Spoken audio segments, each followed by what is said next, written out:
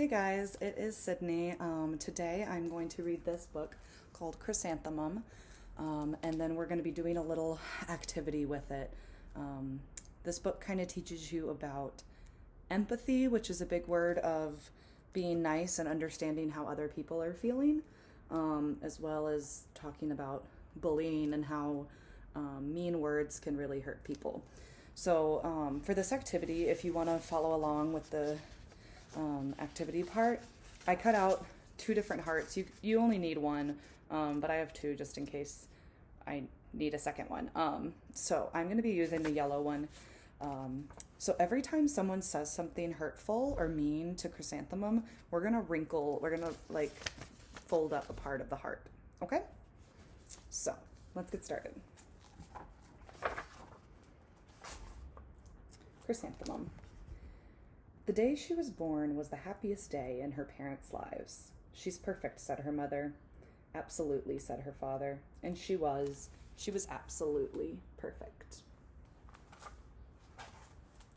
Her name must be everything she is, said her mother. Her name must be absolutely perfect, said her father. And it was. Chrysanthemum. Her parents named her Chrysanthemum.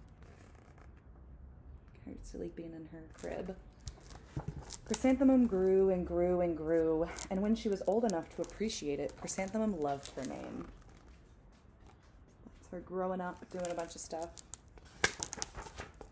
She loved the way it sounded when her mother woke her up. She loved the way it sounded when her father called her for dinner, and she loved the way it sounded when she whispered it to herself in the bathroom mirror. Chrysanthemum, chrysanthemum, chrysanthemum. Chrysanthemum loved the way her name looked when it was written with ink on an envelope. She loved the way it looked when it was written with icing on her birthday cake, and she loved the way it looked when she wrote it herself with a fat orange crayon. Chrysanthemum, chrysanthemum, chrysanthemum. Chrysanthemum thought her name was absolutely perfect, and then she started school. On the first day, Chrysanthemum wore her sunniest dress and her brightest smile. She ran all the way to school. Hooray, said Chrysanthemum. School. That's her running to school. But when Mrs. Chud took roll, everyone giggled upon hearing Chrysanthemum's name. So you see all the other kids' names, and then Chrysanthemum's is down here, and it's really long. And all the other kids are giggling at her. So that's the first time that someone's mean to Chrysanthemum. So we're going to wrinkle a part of our heart. So I wrinkled that piece. It's so long, said Joe. It barely fits on your name tag, said Rita, pointing. It's named after my grandmother, said Victoria. You're named after a flower. Chrysanthemum wilted. She did not think her name was absolutely perfect. She thought it was absolutely dreadful. Okay, so let's wrinkle again.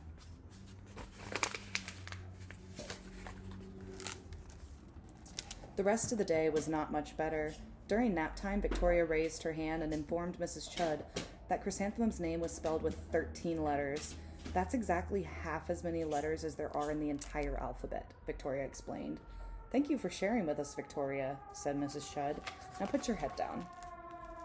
If I had a name like yours, I'd change it, Victoria said, as the students lined up to go home. I wish I could, thought Chrysanthemum miserably. So you can see Chrysanthemum's not feeling too great. And let's wrinkle our heart a little more. Welcome home, said her mother. Welcome home, said her father. School is no place for me, said Chrysanthemum. My name is too long. It barely fits on my name tag, and I'm named after a flower. Oh, pish, said her mother. Your name is beautiful, and precious, and priceless, and fascinating, and winsome, said her father. It's everything you are, said her mother. Absolutely perfect.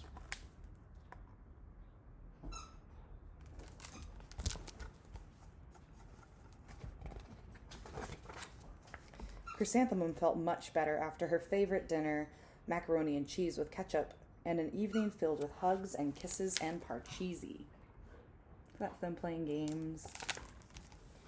That night, Chrysanthemum dreamed that her name was Jane. It was an extremely pleasant dream.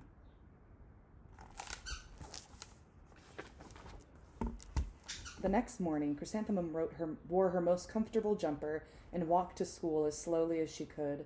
She dragged her feet in the dirt. Chrysanthemum, chrysanthemum, chrysanthemum, she wrote. She even looks like a flower, said Victoria, as Chrysanthemum entered the playground. Let's pick her, said Rita, pointing. Let's smell her, said Joe. Chrysanthemum wilted. She did not think her name was absolutely perfect. She thought it was absolutely dreadful. That's her getting made fun of on the playground. So let's wrinkle our heart a little bit more. It's not looking too great. That's what mine looks like.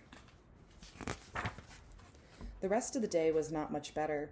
During nap time, Victoria raised her hand and said, "A chrysanthemum is a flower. It lives in a garden with worms and other dirty things."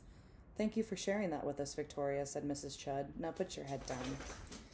"I just cannot believe your name," Victoria said as the students lined up to go home.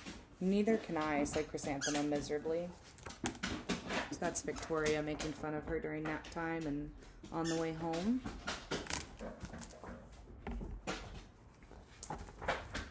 "Welcome home," said her mother. "Welcome home," said her father. "School is no place for me," they said. "I even look like a flower. They pretended to pick me and smell me."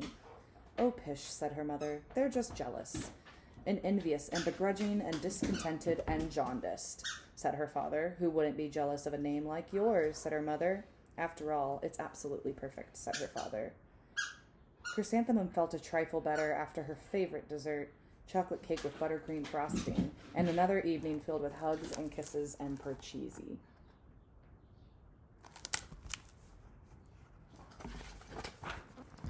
That night, Chrysanthemum dreamed that she really was a chrysanthemum. She sprouted leaves and petals. Victoria picked her and plucked the leaves and petals one by one until there was nothing left but a scrawny stem. It was the worst nightmare of Chrysanthemum's life. Chrysanthemum wore her favorite outfit with 7 pockets the next morning.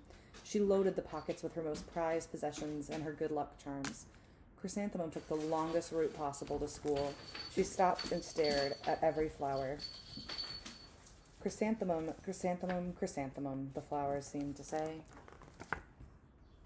So that's her dreaming that she was a chrysanthemum, and that's her walking to school. That morning, the students were introduced to Mrs. Twinkle, the music teacher. Her voice was like something out of a dream, as was everything else about her. The students were speechless. They thought Mrs. Twinkle was an indescribable wonder. They went out of their way to make a nice impression. Mrs. Twinkle led the students in scales. Then she assigned roles for the class musicale. Victoria was chosen as the dainty fairy queen. Rita was chosen as the spiffy butterfly princess. Joe was chosen as the all-important pixie messenger. And Chrysanthemum was chosen as a daisy.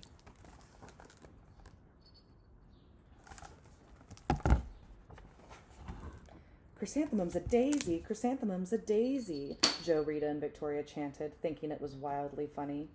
Chrysanthemum wilted. She did not think her name was absolutely perfect. She thought it was absolutely dreadful. Let's wrinkle our heart a little more.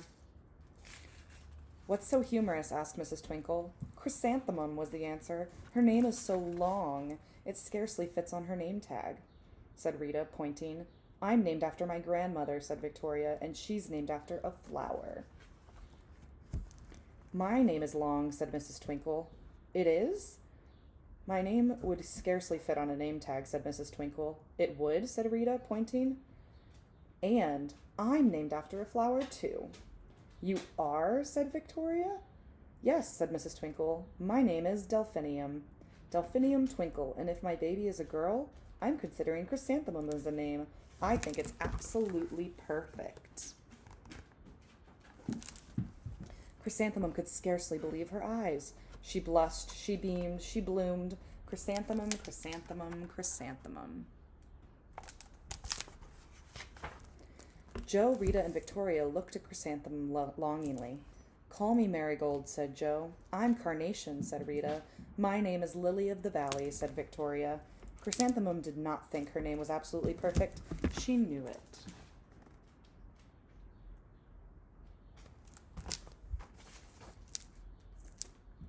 Overall, the class musical was a huge success.